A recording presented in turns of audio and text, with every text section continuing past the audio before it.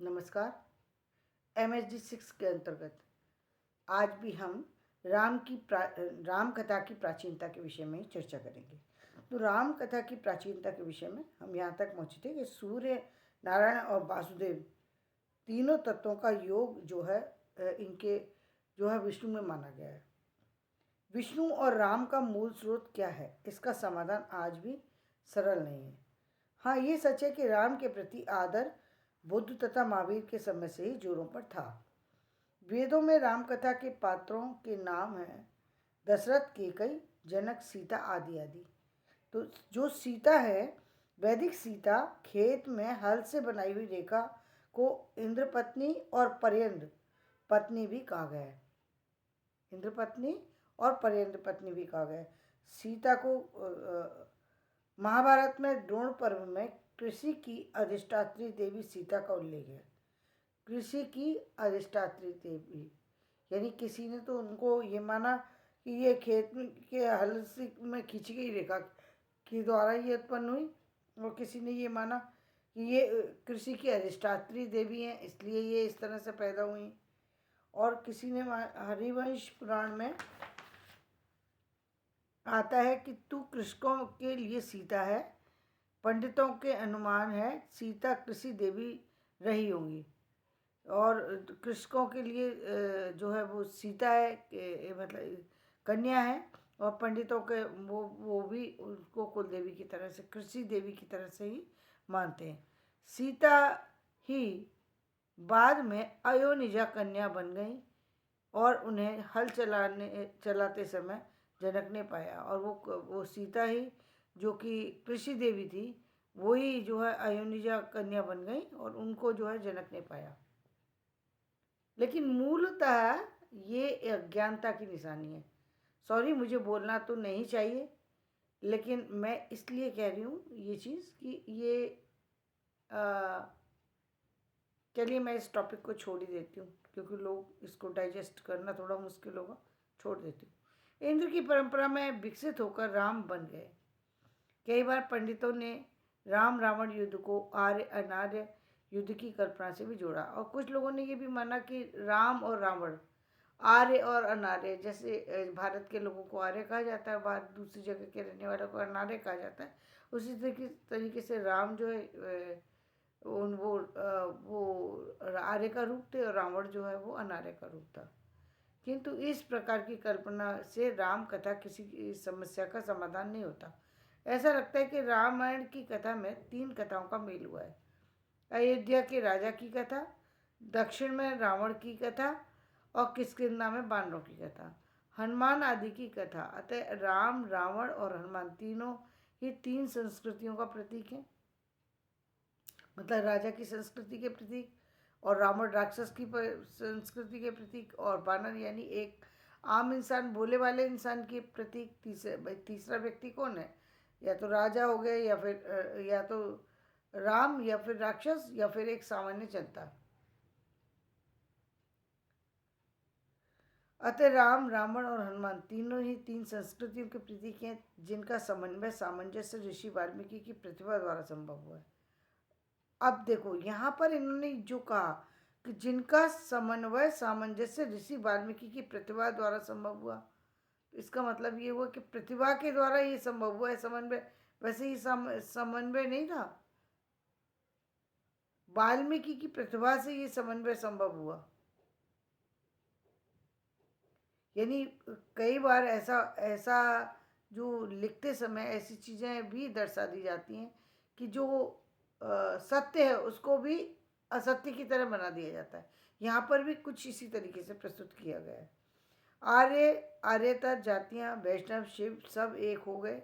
राम धीरे धीरे विष्णु के अवतार बन गए। रामधारी सिंह दिनकर ने संस्कृति के 4 अध्याय में खोजबीन करने के बाद कहा है, भारत में संस्कृतियों का जो विराट समन्वय हुआ है, राम कथा उनका अत्यंत उज्जवल प्रतीक है। राम कथा उसका अत्यंत उज्जवल प्रतीक है। ये इन्होंने बिल्कुल सही कहा है कि राम कथा जो है मूलतः जो है संस्कृतियों के समन्वय का प्रतीक है। संस्कृतियों के समन्वय, ये 3 संस्कृति यानी राजा की संस्कृति और राक्षस की संस्कृति, अच्छे लोगों की संस्कृति, बुरे लोगों की संस्कृति, और एक सामान्य लोगों की संस्कृति, 3 संस्कृतियों का यहाँ समन्वय दिखाया है। और इतना ही नहीं, संस्कृति तो जो तुलसीदास रामचरितमानस उसमें संस्कृति तो बहुत सारी है, लेकिन यहाँ पर जो बताया वो 3 संस्कृतियों के बारे में चर्चा की गई। राम कथा उसका अत्यंत उज्जवल प्रतीक है। सबसे पहले तो ये बात है कि इस कथा में भारत की भौगोलिक एकता अध्वनित होती है। एक ही कथा में अयोध्या, किष्किंधा और लंका तीनों बन जाने के कारण सारा देश एक दिखता है। राम कथा की दूसरी विशेषता है कि इसके माध्यम से वैष्णव और शैव मतों का विभेद दूर किया गया है, और उन्होंने ये भी दिखाया है कि विष्णु और शिव मत वो अलग अलग नहीं है, वो सब एक ही हैं। देखिए, बहुत जगह मैं यहाँ पर कुछ कहना चाहूँगी थोड़ा सा कि सामान्यतः आपने यही सुना होगा कि ईश्वर एक है, और इसी के कारण से कुछ लोग सभी देवताओं में एक ही ईश्वर के दर्शन करते हैं। ये बात कुछ ऐसे हो गई जैसे हम ये कहें कि सभी मनुष्य एक हैं। हाँ, मनुष्य एक है, मनुष्य जाति एक है, इसमें कोई दो राय नहीं, मनुष्य जाति सारी एक है। लेकिन फिर भी मनुष्य जब जन्म लेता है तो हर व्यक्ति एक नए कलेवर में होता है, यानी कलेवर में नए शरीर में जन्म लेता है। उस शरीर के अनुसार, उस शरीर के विचारों के अनुसार, उस शरीर के कार्य के अनुसार, उसके नाम के अनुसार उसको जाना जाता है। इसी तरीके से ईश्वर एक है, लेकिन अलग अलग अवतार में उनको अलग अलग रूपों से ही माना जाता है, और जिसको आप जिस तरीके से प्रणाम करेंगे, जिस तरीके से जिसको याद करेंगे, वही आपके लिए आएंगे। क्या ऐसा होता है कि आपने देवी की पूजा करे और आपको राम जो है वो पूजा में फल देने आएंगे? ऐसा होता है? नहीं होता। ये बताने का सिर्फ तरीका है। मूल बात यह है कि ये बात उसी तरीके से जैसे आत्मा का मनुष्य के शरीर में होना, और उसी तरीके से देव जो भगवान का जो ईश्वरीय रूप है वो सब में एक जैसा ही होता है। जो जितने भी जिसको भी हम ईश्वर मान रहे हैं, यानी ईश्वरीय तत्व उन सबके अंदर है, भगवान के तत्व उन सबके अंदर है, तत्व हैं। भगवान की रूप अनेक है, रूप अनेक है। रूप अनेक का मतलब जैसे हम मनुष्यों के रूप अलग अलग है, शरीर अलग अलग है, नाम अलग अलग है। यदि कोई मेरे नाम से बुलाएगा, कोई मुझे आवाज़ देगा तो मैं जाऊंगी, और यदि कोई मधु के नाम से बुलाएगा तो वो मधु ही उठ करके जाएगी, मैं नहीं उठ के जाऊंगी। फर्क आप समझ गए?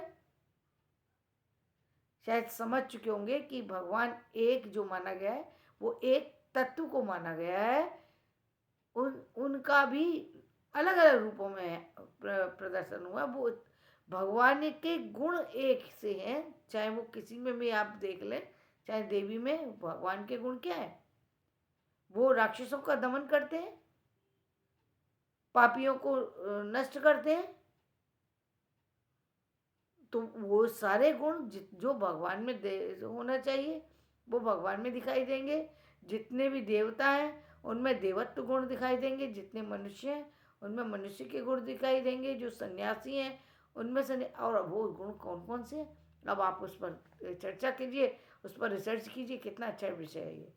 आप चर्चा की विषय एक लेंगे ना, एक पर भी आप खोज करके रखेंगे तो आपको पता लगेगा कितना कितना एक एक जो देवता हैं, एक एक जो भगवान हैं, उनके रूप के अंदर कितनी कितनी सारी चीज़ें हैं। उन्होंने अलग अलग समय में जन्म लिया है, अलग अलग जन्म में समय में कार्य किया है, अलग अलग परिस्थितियों में उनका जन्म हुआ है, अलग अलग स्थितियों में वो अपने भक्तों का उद्धार करने के लिए जो है समय समय पर आए हैं। तो धन्यवाद। मैं अपना वीडियो यहीं समाप्त करती हूँ। मेरा वीडियो पसंद आए तो इसे लाइक करें, शेयर करें और सब्सक्राइब करें। कल हम राम भक्ति काव्य और रामानंद संप्रदाय के विषय में चर्चा करें।